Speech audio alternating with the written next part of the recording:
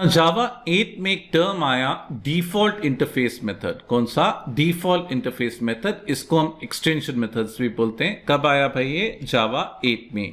So a new capability to interface called the default और extension methods is introduced in JDK 8।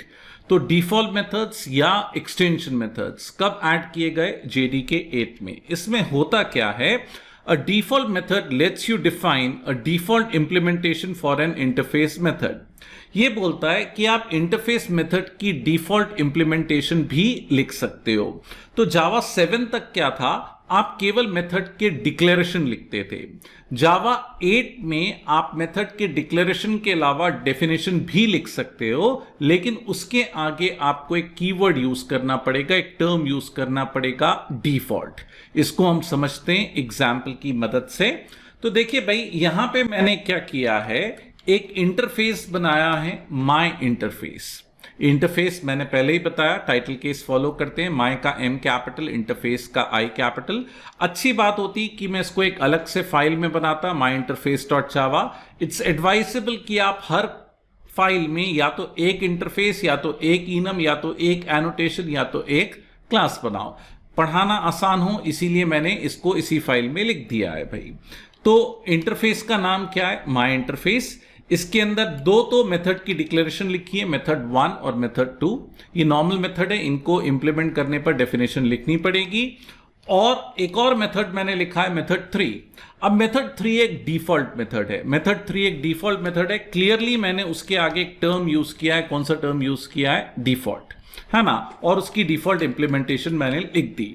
तो अगर कोई भी क्लास माय इंटरफेस को इंप्लीमेंट करती है, अगर कोई भी क्लास माय इंटरफेस को इंप्लीमेंट करती है, तो उसको मेथड 1 की और मेथड 2 की डेफिनेशन लिखना कंपलसरी है। मेथड 1 की और मेथड 2 की डेफिनेशन लिखना कंपलसरी है, लेकिन मेथड 3 की डेफिनेशन लिखना ऑप्शनल है। मेथड 3 की डेफिनेशन लिखना ऑप्शनल है। क्यों? क्योंकि मेथड 3 एक डिफॉल्ट मेथड है।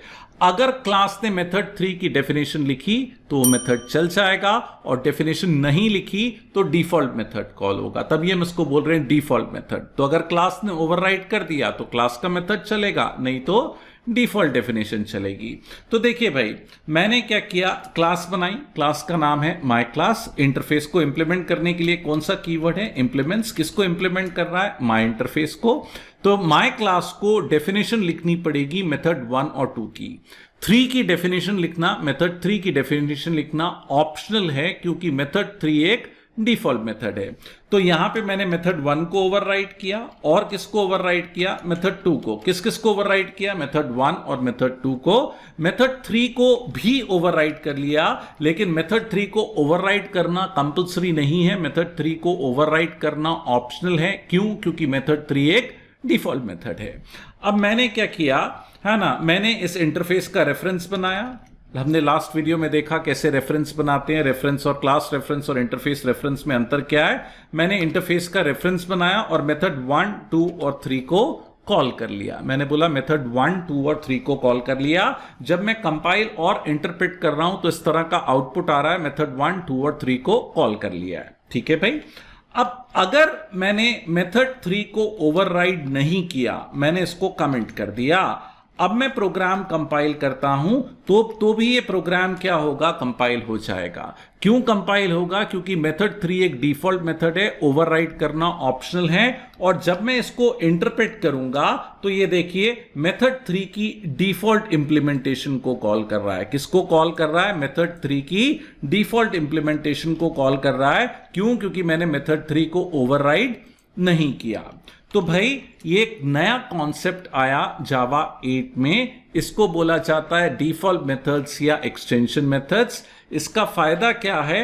अगर आपने ओवरराइड नहीं किया तो भी प्रोग्राम कंपाइल हो जाएगा, है ना। डिफॉल्ट इंप्लीमेंटेशन कॉल होगी। और अगर आपने ओवरराइड कर दिया तो जो आपने डेफिनेशन लिखी है वो वाली डेफिनेशन कॉल होगी। तो this is the concept of default methods और extension methods, and they were introduced with Java 8.